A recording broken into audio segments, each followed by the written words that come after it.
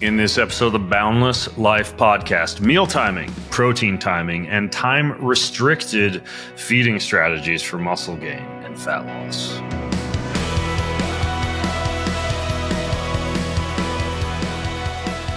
Welcome to a special episode of the Boundless Life podcast. This is the usual weekly or bi-weekly or bi-monthly, tri-monthly, tri-weekly, quad-weekly, whenever it happens, episode in which is just me, no guest, talking to you about the latest and the greatest research. These tend to be, and will increasingly be, quick, snappy, and right to the point without a whole lot of banter beforehand and not a lot of fluff in between. I just want to give you the good stuff. I will say, however, that I am very excited because I just came back from Washington, D.C. I got probably one of the most interesting emails of my life. The president requests the pleasure of your company for remarks on MAHA to be held at the White House.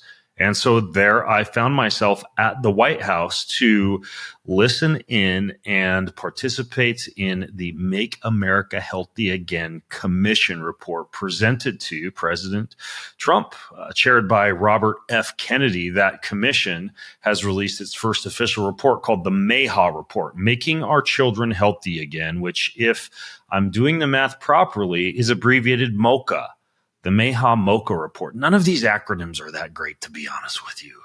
Like, MAHA doesn't really roll off the tongue very well. Frankly, MEGA doesn't either.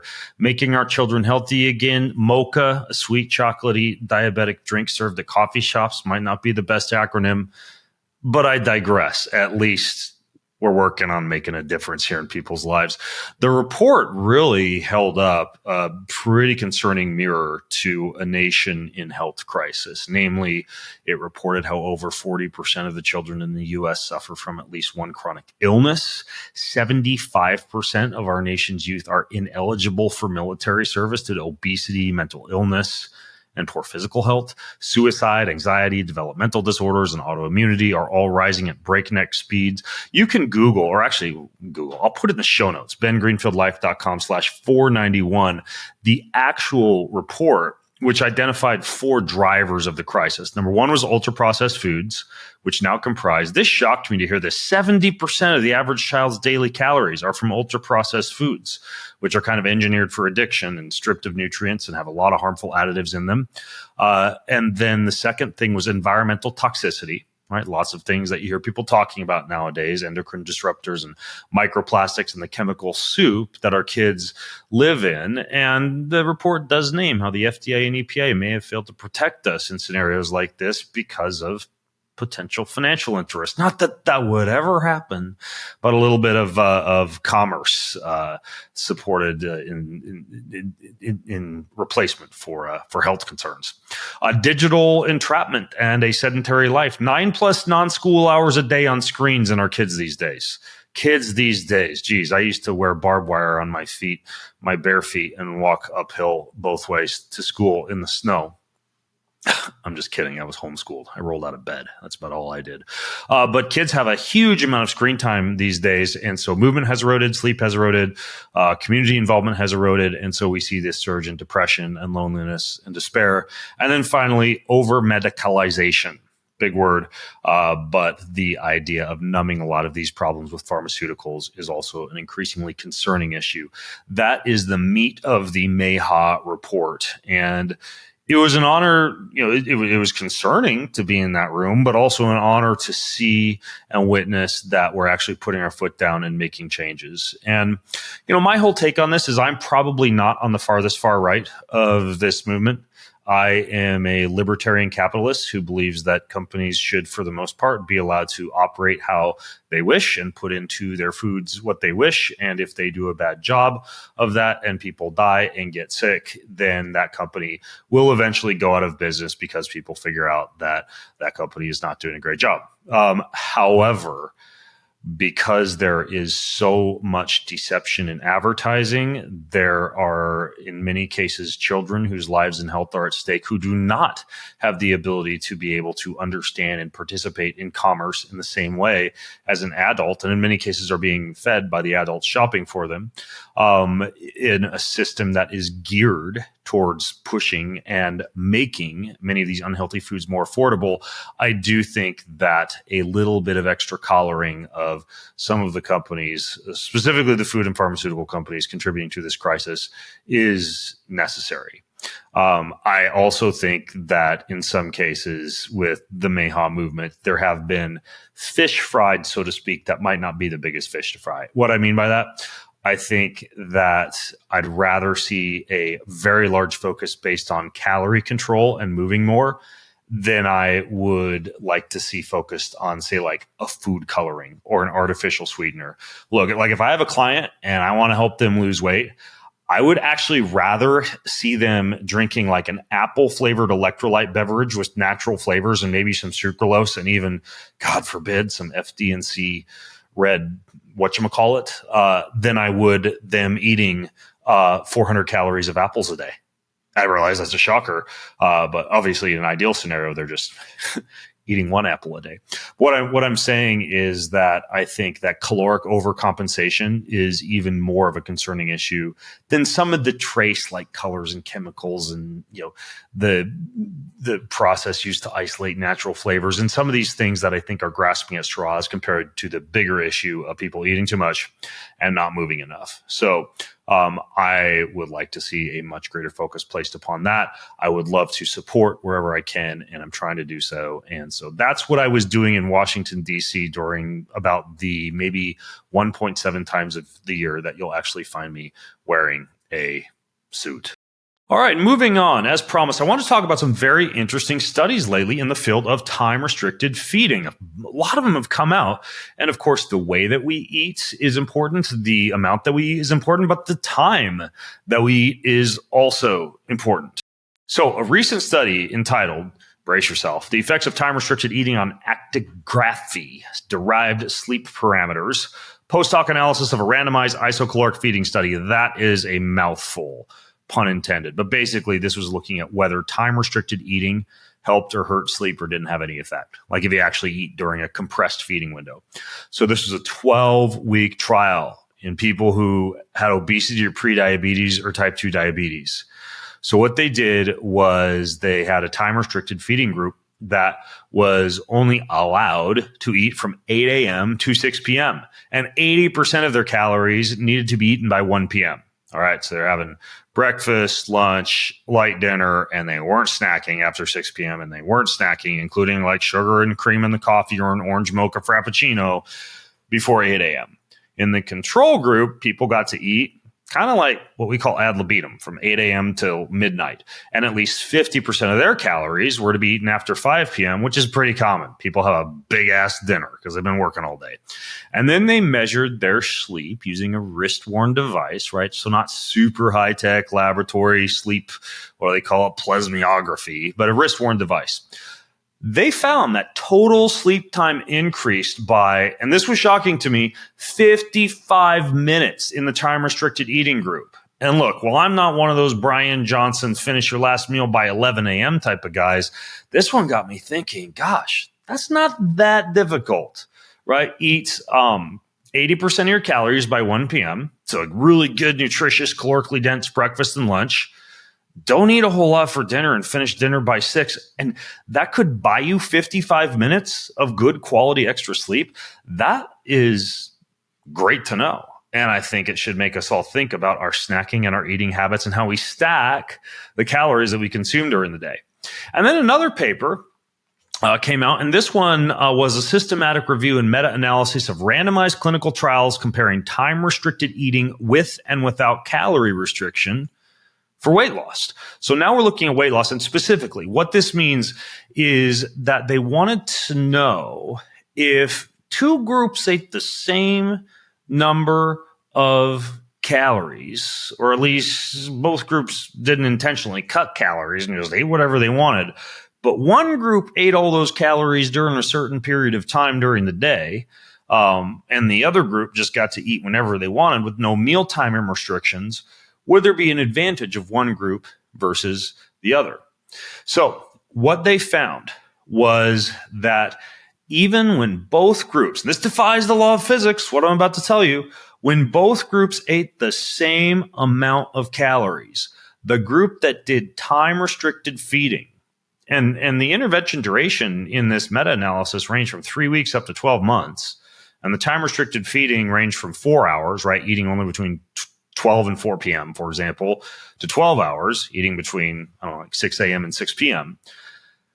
The folks who had some type of mindful time-restricted eating actually had decreased weight, decreased fat mass, in some case, decreased fat-free mass, meaning they even lost some muscle, which is something good to know, more than diets without mealtime restrictions, meaning that if you eat 2,000 calories a day and you say, I'm going to eat those 2,000 calories a day between, let's say, 10 a.m. and 6 p.m., and your friend says, I'm going to eat 2,000 calories a day, but whenever I want, including a midnight snack, the person who eats during that time-restricted feeding window winds up doing a better job with weight control. So I would imagine that part of this might be some type of change in metabolic rate, something possibly related to the circadian rhythmicity benefits that we just learned about of time-restricted feeding. But the long story short is that what we learned from both of these newer studies and meta-analyses is that waking up and having a certain period of time during which you're eating and a certain period of time where calories are forbidden from your gaping maw is generally a good idea. What does that look like for me? I tend to have breakfast at about 9:45 or 10 a.m. Leading up to that point, if I've had a workout, I will usually have a shot of ketones and sometimes some amino acids, both of which are relatively non-insulinogenic, meaning they aren't going to cause much of a glucose spike, much of an insulin spike, or rip me out of a fasted-esque state. And then we have dinner late as a family. We usually have dinner around 7 or 7:30. But even with that, I'm done eating by about 8:30. So you do the math. Every single day, I'm not eating anything. No snacking, no sugar and coffee, no creamer and tea, nothing between the hours of about 8:30 a.m. and at least 9:30 a.m. So every single day I'm getting a 13-hour intermittent fast and an 11-hour compressed feeding window. And I do that almost every day of the year. And it works fine. You get used to it. And honestly, you sleep better for sure if you're not eating. The only time I'll break that is that it turns out that meals are what are called a Zeitgeber.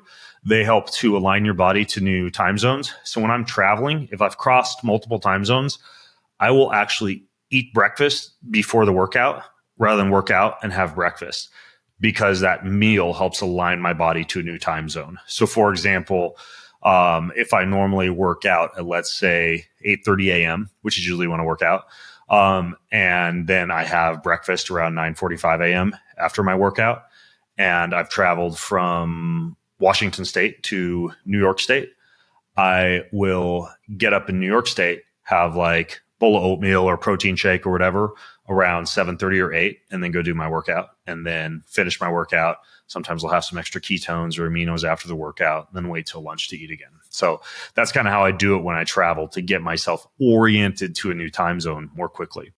Okay, next up, let's talk breakfast. Breakfast skipping, breakfast timing, the impact of breakfast.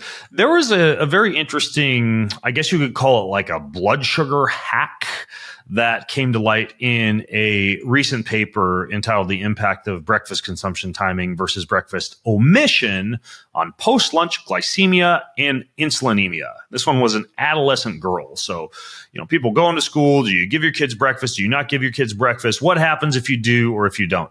So what this was it was what's called a randomized crossover trial in adolescent girls. Some ate breakfast later in the morning and others ate breakfast earlier in the morning and others skipped breakfast. So they had the group of participants eat a standard carbohydrate-rich breakfast. We're talking like some oatmeal or some toast and some eggs in the early morning. They had another group do it in the late morning. So the early morning was like 8:30 a.m. The late morning was 10:30 a.m. And then they had a no breakfast group. And then everybody ate a lunch at 12:30 p.m. So it turns out that the group that ate the breakfast, whether it was the late breakfast or the early breakfast, actually wound up having a more favorable glucose response to lunch, meaning they didn't have as big of a rise in blood glucose after lunch. That's actually a phenomenon known in nutrition science as the second meal phenomenon, meaning if lunch normally spikes your blood sugar and you're a breakfast skipper, the habit of beginning to eat breakfast causes you to have better glycemic control. Well, why would this be the case? The reason that is hypothesized for this is that eating breakfast rather than skipping breakfast reduces the blood glucose levels after lunch by reducing free fatty acid levels prior to lunch, increasing your muscle glycogen synthesis after lunch, and this is the case in people with type 2 diabetes in particular, enhancing the insulin response to lunch. So why is this important? It turns out that one of the things that a lot of people wearing continuous glucose monitors these days are concerned about is how much the blood sugar is spiking up and down during the day, so-called glycemic variability. Well, this might sound paradoxical to what I was just telling you about compressed feeding windows, right? Eating only during certain periods of time during the day. But don't get me wrong, a compressed feeding window is different than skipping a meal altogether. And when it comes to breakfast skipping, in many cases, you tend to see a couple of things happen. One is a hypercaloric compensation later on in the day with whatever meal comes after the breakfast that you skipped. So people tend to eat more during lunch and have a bigger blood sugar response to lunch, and sometimes even get a little brain foggy later in the day. People tend to see a little bit of disrupted sleep because they're not getting the circadian rhythm benefits of having a meal earlier in the day. And people tend to see more spikes in their blood sugar levels.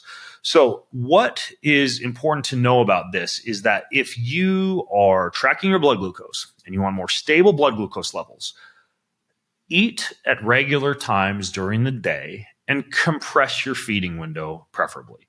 Meaning don't skip breakfast and have a huge lunch and a huge dinner. Don't skip dinner necessarily either. Instead, have, let's say, breakfast at 9:30 a.m., lunch at 1:30 p.m., dinner at 6:30 p.m. Watch how many calories you eat and don't skip meals. And especially when it comes to breakfast, it appears that not skipping breakfast can allow you to have better control of your blood sugar levels, particularly with lunch. And this actually backs up another randomized crossover study in which they found that when people had porridge with breakfast, porridge, must have been a study in the UK, versus skipping breakfast. Again, the people who had the carbohydrate-rich breakfast had more stable glucose and more stable insulin levels the rest of the morning, all up to post-lunch. This is the second study that has come out that kind of backs this up. So basically, it turns out that for the most part, breakfast skipping is not going to do you many favors. The only time I'll skip breakfast is if it's a real hurried, super stressful day. And my rule in life, because the body does not digest food as well, it has a higher blood sugar level after the meal. If you break this rule, you tend to see a different hormonal response to the meal if you eat in a stressed out state. If I'm in a very stressed out, sympathetically driven state, I will wait until I'm able to be relaxed to eat a meal. And in some cases, that results in skipping an actual meal. But that's pretty few and far between. If you find yourself regularly skipping meals because you're stressed out, you should work on the stress. Duh. Okay, so another interesting thing, amino acids. Everybody knows I'm huge on amino acids. I also, full disclosure, I own a company and our top selling product is amino acids. Kion Essential Amino Acids, times 10. Over any product we have. People absolutely love them for muscle recovery, for supporting the gut, for building muscle while keeping the body in a fasted-like state, for muscle protein synthesis even when you're not lifting weights, for getting the equivalent of a steak without having to digest a steak. I've talked about essential amino acids a lot. Well, it turns out that a recent study, because I'm always looking at what's coming out on essential amino acids. I also mainline the crap, so I'm concerned about knowing what's going on with them.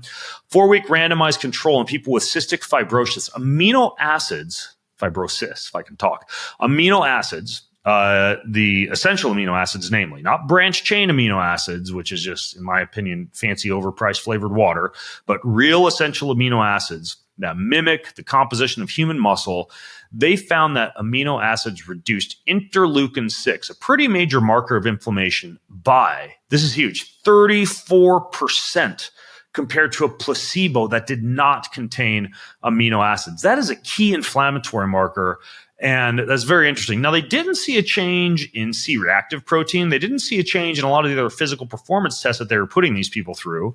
I suspect that's probably because they're only getting 4 grams of essential amino acids. To put that in context, I take 20 plus grams per day, as do any of my clients, especially those who are trying to build muscle.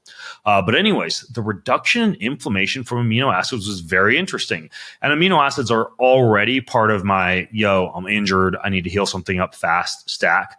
But this definitely, again, reinforces the concept that I'm going to keep using amino acids, especially based on this newer research on inflammation. And Keon aminos are definitely the ones I use because they taste the best. And I think they are the best in terms of mimicking most closely the actual amino acid ratio found in human muscle. There's a lot of other great essential amino acid products out there, but we formulated at Keon what I truly believe is the very best ratio and the cleanest and the best tasting. The watermelon flavor is amazing, by the way. Okay, so next up, protein supplementation. Protein supplementation increases adaptations to low volume intra-session concurrent training in untrained healthy adults. So that is a mouthful. So what was this study about? This was a study that looked at a low volume concurrent training program. That's a fancy way of saying they combined low volume, high intensity interval training, like sprinting on a bike for short bursts, with low volume resistance training, which is basically lifting weights, but not for hours and hours and hours. No gym rats allowed. So their goal was to see how that combo plus a protein shake or a placebo non-protein shake impacted fitness in people, particularly people who weren't regular gym goers. So these folks trained twice a week for 8 weeks, spending less than 2 hours total per week, which is, in my opinion, pretty doable. So here's what they found in a nutshell. Both groups got fitter. Everyone improved their VO2 max, measurement of cardiovascular fitness, and their muscle strength, whether they had the protein or the placebo. But the protein group had much stronger legs, significant increases in leg muscle strength compared to the group that did not have the protein. So that's interesting. But let's look at this in a little bit more detail. So VO2 max, how well your body uses oxygen during exercise, superstar marker for heart health and longevity. So they saw a 2.1 milliliter per kilogram per minute increase in VO2 max across both groups. Maybe if you were at 40, your VO2 max would go up to 42.1. And that's what you would expect from people doing the type of cardiovascular training that they were doing. But the protein group actually edged out a bit, and they edged out a bit in something that wasn't statistically significant, but I think a clinically meaningful value. 1.3 milliliters per kilogram per minute, bigger VO2 max gain in the people who had the protein. Now, in the muscle strength, it was even more impressive. So what they found was both groups got stronger, like I mentioned, but the people who had the protein had really, really much bigger leg strength gains. We're talking 10% more leg strength gains compared to the people who did not have the protein. And that's probably because protein after exercise provides the amino acids that kickstart the mTOR pathway, so you get better muscle protein synthesis, faster recovery. But here's what I think is important. This is why I tell anybody who wants to increase testosterone, improve their endocrine system, to lift weights with the legs, because the legs have a high concentration of androgen receptors. And it turns out that protein spikes anabolic hormones, particularly insulin and growth hormone. And that can help with those androgen receptors on the leg responding to the endocrine system to build more muscle. So if you don't want toothpick legs, it turns out that having protein, especially if you're just getting into training, is a really good idea. How much did they have? 40 grams post-workout. Now, other research, maybe I'll get into this in a second, suggests that it's not super important that your protein has to come right after the workout, but they did do 40 grams after the workout in this case. So pretty interesting. And again, I think it puts a feather in the cap of prioritizing protein, especially if you're training and especially if you want a little bit of an improvement in your VO2 max or in your leg strength. And then finally, just to talk a little bit more about this whole idea of meal timing and protein timing, I was looking at a recent study called The Effects of Time of Day Resistance Training on Muscle Strength, Hormonal Adaptations, and Sleep Quality During Ramadan Fasting. So this was in a group of physically active male Muslims who were following the Ramadan fasting protocol.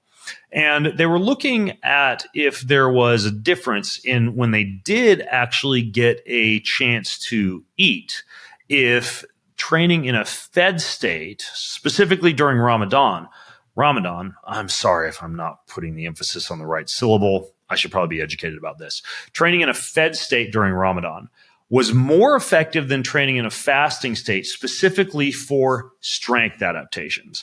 Now, I've said this before that if you're trying to put on size, get fit, improve cardiovascular fitness, etc., like the actual meal timing is not that important. It's kind of an old school idea that as soon as you finish working out, you got to like seek out your post-workout meal right away.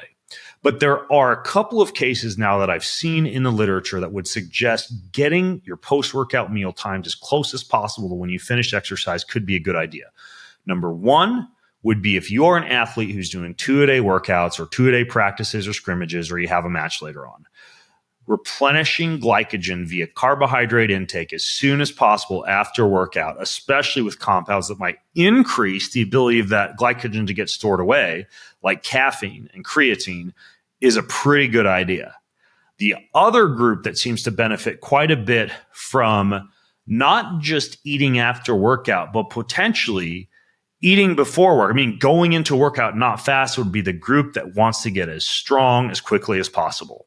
Now, I think there are hacks around this, like the amino acids hack, for example, or having a quick protein shake and then having a real meal afterwards.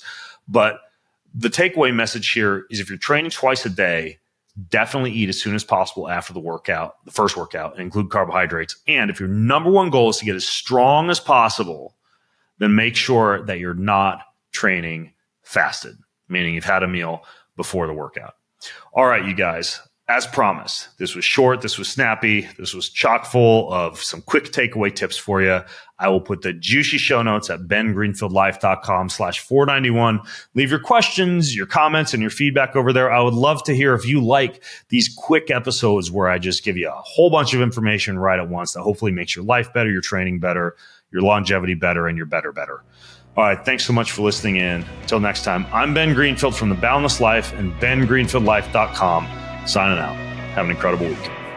Do you want free access to comprehensive show notes, my weekly roundup newsletter, cutting edge research and articles, top recommendations from me for everything that you need to hack your life, and a whole lot more? Check out bengreenfieldlife.com. It's all there. bengreenfieldlife.com. See you over there. Most of you who listen don't subscribe, like, or rate this show. If you're one of those people who do, then huge thank you. But here's why it's important to subscribe, like, and or rate this show. If you do that, that means we get more eyeballs, we get higher rankings, and the bigger the Ben Greenfield Life show gets, the bigger and better the guests get, and the better the content I'm able to deliver to you. So hit subscribe, leave a ranking, leave a review if you got a little extra time. It means way more than you might think. Thank you so much.